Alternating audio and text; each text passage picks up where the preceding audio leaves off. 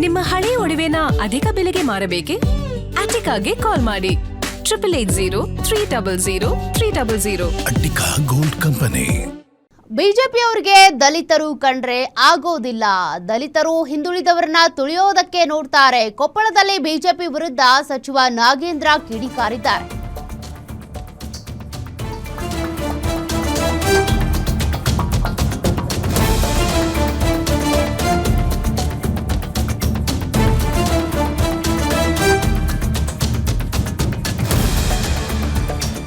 ಬಿಜೆಪಿಯವರಿಗೆ ದಲಿತರನ್ನ ಕಂಡ್ರೆ ಆಗೋದಿಲ್ಲ.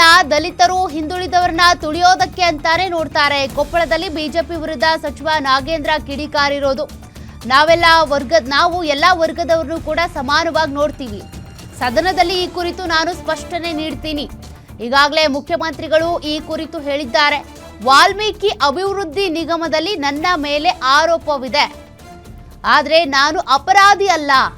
ದೇವರ ಮೇಲೆ ನಂಬಿಕೆ ಇದೆ. ಈ ಆರೋಪದಿಂದ ಮುಕ್ತವಾಗಿ ಬರ್ತೀನಿ ಅಂತೇಳಿ ನಾಗೇಂದ್ರ ಹೇಳಿದ್ದಾರೆ. ಈ ಬಾರಿ ನಾನು ಏಟು ತಿಂದ ಹುಲಿಯಾಗಿದ್ದೇನೆ. ಯಾವುದೇ ಖಾತೆ ಕೊಟ್ಟರೂ ಸಮರ್ಥವಾಗಿ ನಿಭಾಯಿಸ್ತೀನಿ. ಕೊಪ್ಪಳದಲ್ಲಿ ಸಚಿವ ಬಿ ನಾಗೇಂದ್ರ ಹೇಳಿಕೆಯನ್ನ ಕೊಟ್ಟಿದ್ದಾರೆ. ಬಿಜೆಪಿ ಪಕ್ಷದವರಿಗೆ ಒಬ್ಬ ಹಿಂದುಳಿದವರು, ದಲಿತರು, ಅಲ್ಪಸಂಖ್ಯಾತರು ಅಂದ್ರೆ ಇದೇ ರೀತಿಯಾಗಿ ಬರುವಂತದ್ದು ಅವರ ರೂಢಿ. ಒಬ್ಬ ದಲಿತರನ್ನ ತುಳಿಬೇಕು, ಒಬ್ಬ ದಲಿತರನ್ನ ಯಾವುದೇ ಕಾರಣಕ್ಕೂ ಮೇಲೆ ಕೇಳಿಸಬಾರ್ದು ಅನ್ನೋಂಥ ದೃಷ್ಟಿ ಇಟ್ಕೊಂಡಿದ್ದಾರೆ.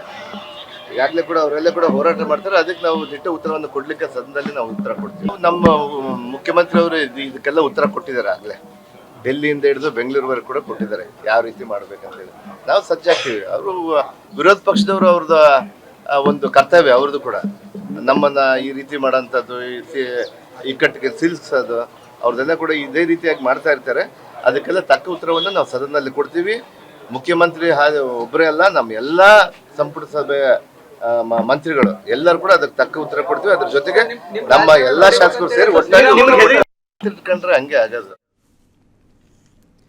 ಕಾವೇರಿ ನದಿ ನೀರಿನ ಹಂಚಿಕೆ ವಿವಾದದಲ್ಲಿ ಕರ್ನಾಟಕಕ್ಕೆ ಮತ್ತೆ ತೀವ್ರ ಹಿನ್ನಡೆ ಉಂಟಾಗಿದೆ. ಸಿಡಬ್ಲ್ಯೂಆರ್ಸಿ ನೀಡಿದ್ದ ಶಿಫಾರಸನ್ನ ಕಾವೇರಿ ನೀರು ನಿರ್ವಹಣಾ ಪ್ರಾಧಿಕಾರ ಅಂದರೆ ಸಿಡಬ್ಲ್ಯೂಎಂಎ ಎತ್ತಿ ಹಿಡಿದಿದ್ದು ಮುಂದಿನ 15 ದಿನಗಳ ಕಾಲ ತಮಿಳುನಾಡಿಗೆ ಪ್ರತಿದಿನ 12,000 ಕ್ಯೂಸೆಕ್ ನೀರನ್ನು ಹರಿಸಬೇಕು ಅಂತ ಕರ್ನಾಟಕಕ್ಕೆ ಆದೇಶ ನೀಡಿದೆ. ದೆಹಲಿಯಲ್ಲಿ ನಡೆದ ಸಿಡಬ್ಲ್ಯೂಎಂಎ ಸಭೆಯಲ್ಲಿ ಕರ್ನಾಟಕದ ಪರವಾಗಿ ರಾಜ್ಯ ಸರ್ಕಾರದ ಹೆಚ್ಚುವರಿ ಮುಖ್ಯ ಕಾರ್ಯದರ್ಶಿ ಗೌರವ್ ಗುಪ್ತಾ ಸೇರಿದಂತೆ ಉನ್ನತ ಮಟ್ಟದ ಅಧಿಕಾರಿಗಳ ತಂಡ ಭಾಗವಹಿಸಿತ್ತು.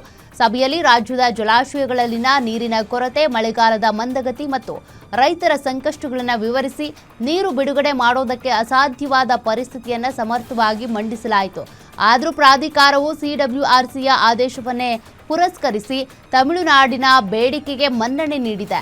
36 ಟಿಎಂಸಿ ನೀರು ಹರಿಸಬೇಕು ಅಂತ ತಮಿಳುನಾಡು ಪಟ್ಟು ಹಿಡಿದಿತ್ತು.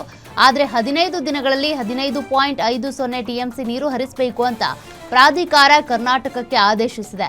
ಇದೇ ವಿಚಾರಕ್ಕೆ ಇಂದು ಸಿಎಂ ಡಿಕೆ ಶಿವಕುಮಾರ್ ಸಚಿವರ ಸಭೆ ಕರೆದಿದ್ದು ಮುಂದಿನ ನಿರ್ಧಾರ ಏನು ಅನ್ನೋದನ್ನ ಚರ್ಚಿಸಿ ತೀರ್ಮಾನ ಕೈಗೊಳ್ಳುವ ಸಾಧ್ಯತೆ ಇದೆ.